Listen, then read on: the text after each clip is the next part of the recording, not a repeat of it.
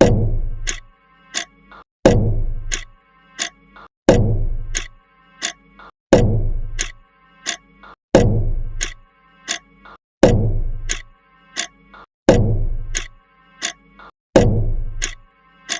you can ask anybody here, if I allow the policeman to kill a human being kneeling down, or their hands astride in surrender. But I've always told you that if you have to shoot them dead, shoot them dead, shoot them dead, shoot them dead.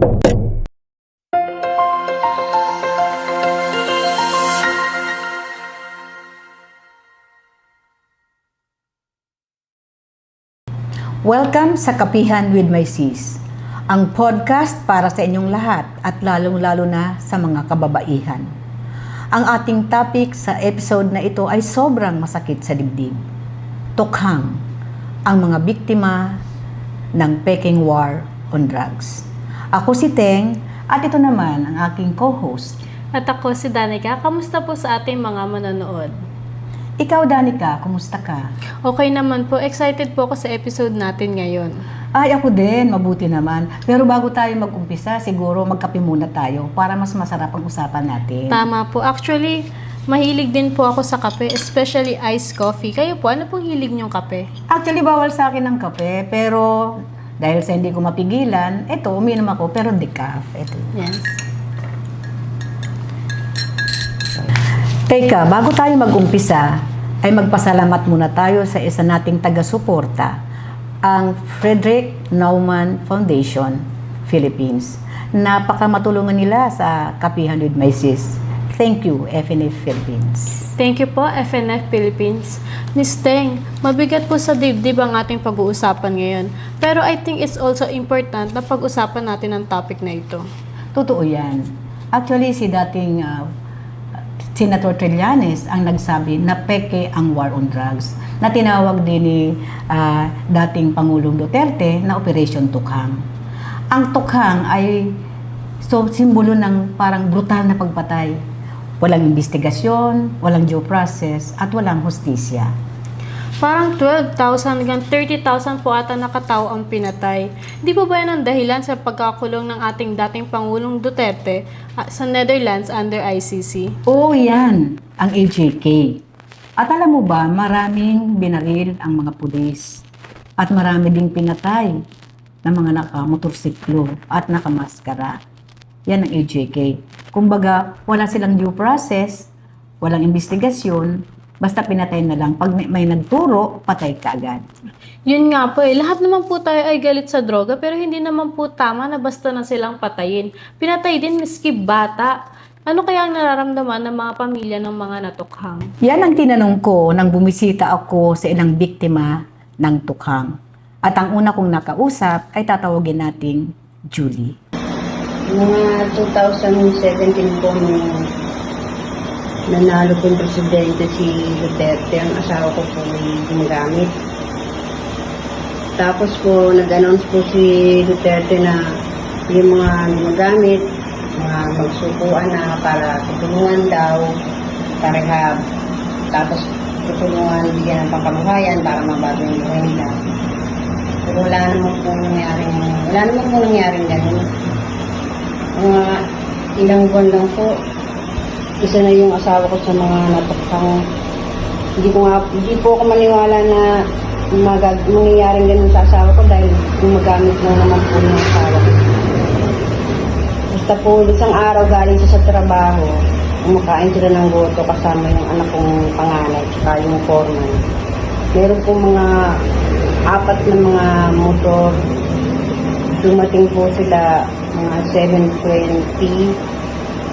Habang mapalapit po sa asawa ko, tinuro po yung asawa ko. Tapos may bumaba pong isang lalaki yung nakabonek, naka-helmet. Tinadyakan po yung upuan. So, bumagsak po yung asawa ko. Paglilingon po ng asawa ko, tinutok po yung baril dito sa noo. Dinanatan po ng isa. Tapos nung bumagsak na po, dinaril pa po ulit dito sa batok. Sabay, umalis na po yung mga nakamotor. Ang ginawa po nung kapatid na lalaki, dinala po agad sa amang, sinakay po ng tricycle po nila sa amang, pero pagdating po ng amang Ubetes, wala na po patay na po yung asawa. Tinanong ko din si Julie sa naramdaman niya nang natukhang ang asawa niya. Nung gabi po na, actually nanonood nga po ako ng TV pero hindi ko ano yung part na yun. Tumawag lang po yung hipag ko. Kung sinabing hinaril si Gerald, nagulat po akong nagulat, natakot, naawa, hindi ko po maintindihan, nagtataka ko, bakit pinaril? Eh, ang alam ko po kapag sumuko, ipaparehab. Tapos tutulungan nilang magbagong buhay, pero ba't binaril? Kaya po dali-dali po kung umuwi para po makita yung asawa ko kung ano na pong itsura, kung anong nangyari, pero wala na po, patay na po, kahit na po anong gawin ko, patay mo eh. Pero natakot po talaga ako kasi yung mga anak ko, baka mamaya nakita nila yung nangyari, yung mga anak kong babae, yun ang iniisip ko. Panatag na ba ang kalooban ni Julie ngayong nakabilanggo na si dating Pangulong Duterte? Pakinggan natin. Hindi pa po kasi yung mga kasama po niya, yung mga inutusan niya, dapat isa rin yun sa mga sa mga kasuhan. Dapat nga po kasama din niya po yan dyan sa ICC. Kasi sila yung mas malawak ang mga nila dahil yung mga utos nila, yun din yung ginawa ng mga pumatay. Dapat po talaga kasama din sila sa mga kasuhan, hindi lang isa kasi ang dami nila. Naintindihan ko po kung bakit para kay Aling Julie, hindi pa buo yung hustisya na dapat ay nabilanggo din yung mga nag-utos ng Tokhang at EJK at yung mga mismong pumatay. Sabi nga ni Julie, kulang pa. Nakakausap ko din ang isa pang asawa ng napatay sa Tokhang. Tawagin natin siyang Fe. Ito ang kanyang kwento.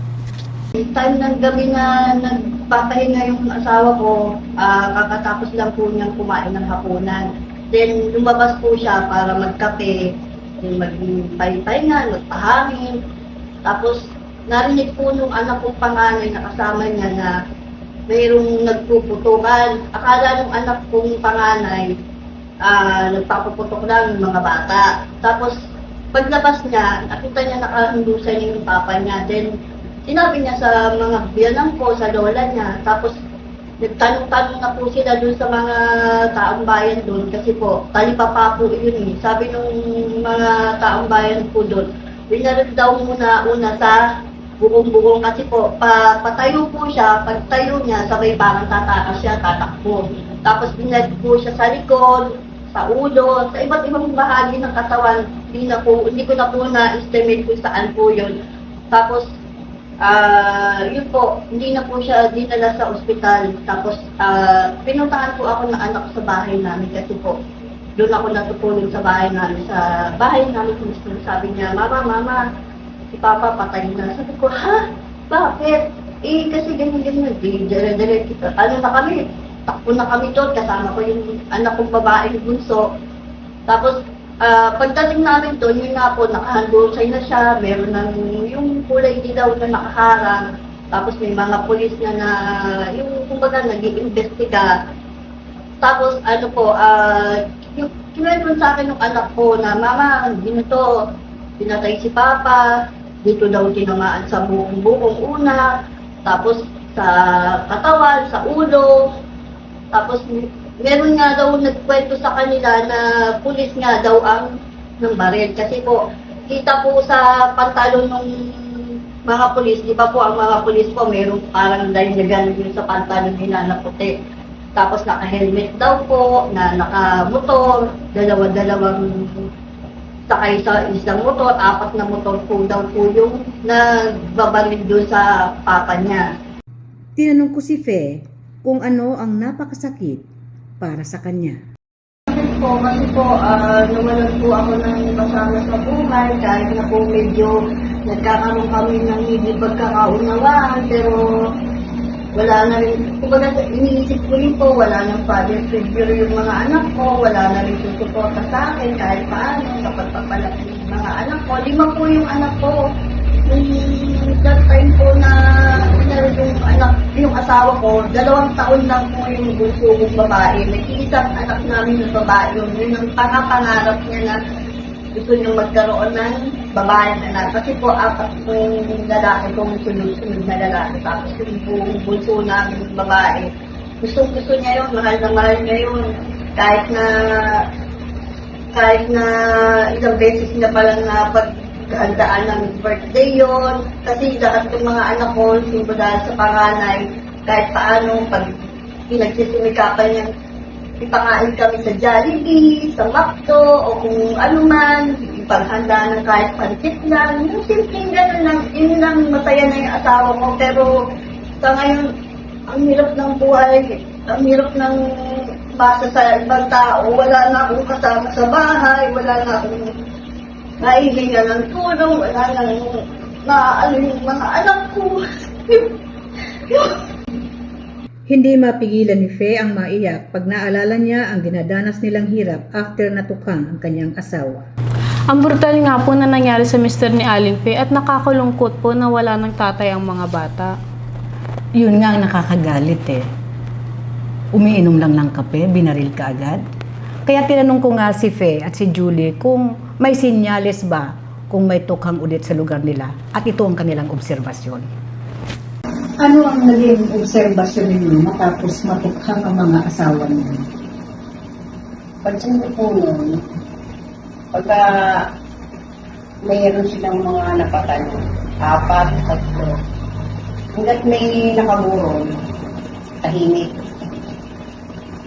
Pero once na nailibing na lahat, antimano gabi pa lang, meron ulit silang papatayin.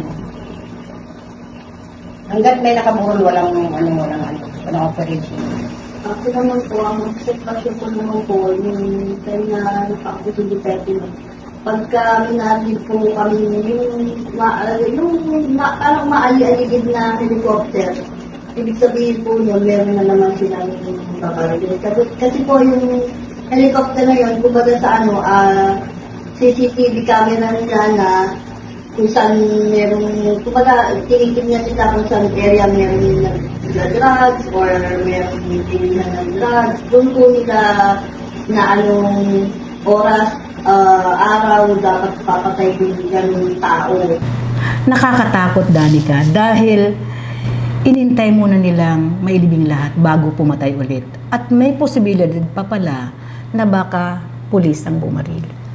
Nakakakilabot po, no? Sigurado po malaki ang epekto nito sa mga asawa ng mga natukhang, lalo na po sa mga bata. Imagine, makita mo yung tatay mo na binaril at puno ng bala ang katawan.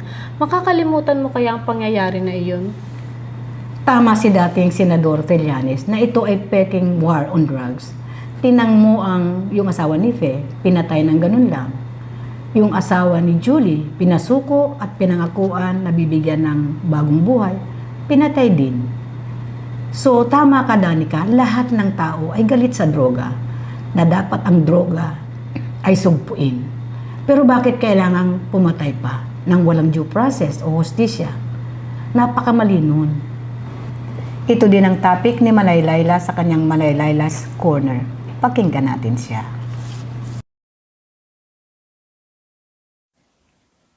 Magandang araw sa inyong lahat, mga kasama at kapwa ko kababaihang liberal. Maraming salamat sa patuloy ninyong pagtutok sa Manay Laila's Corner dito sa Kapihan with my sis. Mabigat, napakabigat ng topic ngayong araw. Gaano kasakit ang mabiktima ng EJK? It's a question that's difficult to answer because the pain of losing a loved one to violence, especially when there is no justice, is unimaginable. It's a wound that never truly heals, a grief that never fully fades. I understand that pain. Ako mismo ay naging biktima ng isang rehimeng walang pakundangan sa karapatang pantao. Halos 7 taon ako ikinulong dahil lamang sa pagtindig ko laban sa mga karumal-dumal na patayan na naganap sa ilalim ng pekeng war on drugs.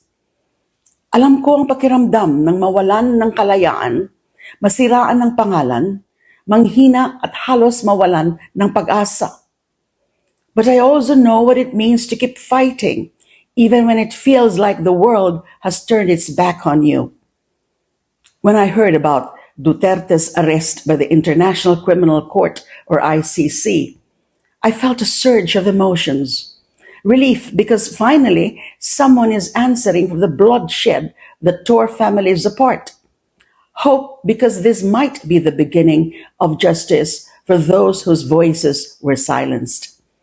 And vindication because everything I stood for, everything I fought for, is now being acknowledged on the global stage. But this fight is far from over. Alam kong marami sa inyo ang nawalan ng mahal sa buhay. Marami sa inyo ang iniwan ng mga kapatid, asawa, anak o magulang nang walang kalaban-laban. And the worst part? Marami ang sinisisi, tinungisan ng pangalan, pinaratangan bilang kriminal kahit wala namang kasalanan. That is why I keep fighting. Because while I may have found my freedom or regained my freedom, countless families are still waiting for theirs. The truth is, those who once acted as if they were above the law are now on the run. Those who pretended to care about justice and due process are now scrambling to evade accountability. They thought they were untouchable, but justice, while slow, is inevitable. And we are seeing that now. Sa ML Party List, ipinaglalaban namin ang hustisya at reforma. Hustisya para sa mga biktima ng karahasan. Hustisya para sa mga pamilyang naiwan. Hustisya para sa mga hindi binigyan ng pagkakataong pagtanggol ang kanilang sarili. We are pushing for the creation of an EJK Victims Compensation Fund to help the families of those who were wrongfully killed under Duterte's drug war. But our fight is not just about justice for the past. It is about reforming the system so that abuses like this never happen again. It is about ensuring that every Filipino, no matter how poor or powerless, can access true justice. Patuloy tayong mag-ingay para sa mga walang boses. Patuloy tayong lumaban para sa mga hindi pinakinggan. And let's remember this.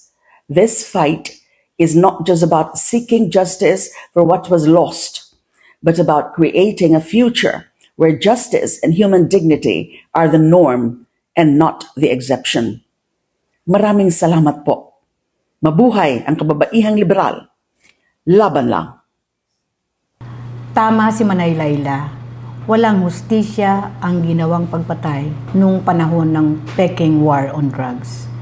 Gusto ko rin po yung sinabi ni Manay Laila na kapag nanalo ang ML Party List, magkakaroon ng batas tungkol sa EJK Victims Compensation Funds. Ay naku, agree ako dyan. Malaking tulong yan. Malungkot, pero meaningful ang ating kwentuhan, Danica. Kaya't nakalimutan natin tuloy ang oras. Oo nga po eh. At sa ating mga viewers, sana ay nagustuhan ninyo ang ating kwentuhan tungkol sa tukang. Masakit ngunit kailangan pag-usapan, di ba? Kita-kita ulit tayo sa susunod na episode ng Kapihan with My Sis. Another blockbuster ulit yan. Promise. Danica, thank you for joining me. Thank you din po at nag-enjoy po ako sa pinag-usapan natin ngayon. Ito si Teng. At ito po si Danica. Thank you and see you next time.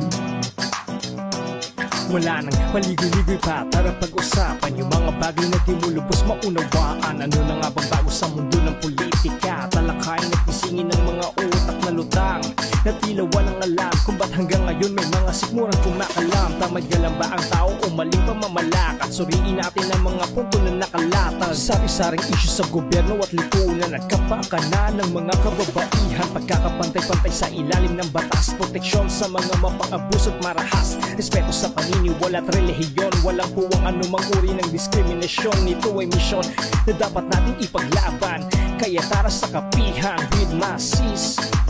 Hosted by Nedge and Carrie. Tara manood at makinig. Yeah.